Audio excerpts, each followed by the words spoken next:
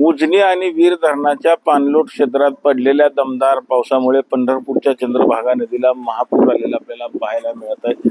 काल संध्याकाळच्या सुमारास उजनी धरणातून 1,15,000 क्युसेक्स इतका विसर्ग तर वीर धरणातून 7,000 क्युसेक्स इतका विसर्ग या भीमा नदी पात्रात सोडण्यात आला होता। ते जे पाणी आहे ते आता पंढरपूरमध्ये येण्यास सुरुवात झालेली आपल्याला पाहायला मिळत आहे।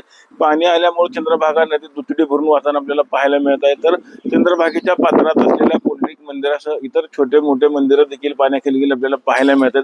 त्याचबरोबर जर आपण बघितलं तर इस्कॉनचा जो घाट आहे त्या घाटावरती तर भाविकांना कपडे बदलण्यासाठी आणि स्नान करण्यासाठी मोठमोठे असे हॉल केले होते ते देखील पाण्याखाली गेलेले आपल्याला इथं पाहायला मिळत आहेत।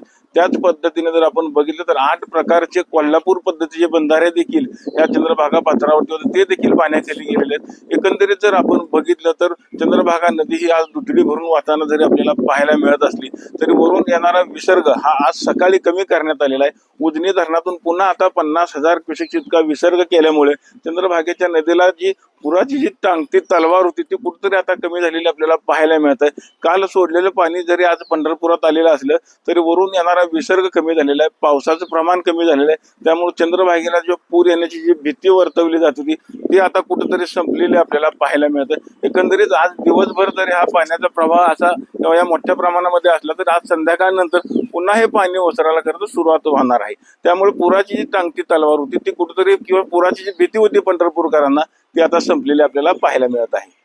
पंढरपुरातून कॅमेरामन जगदीश सर, रवी लवेकर, TV9 मराठी।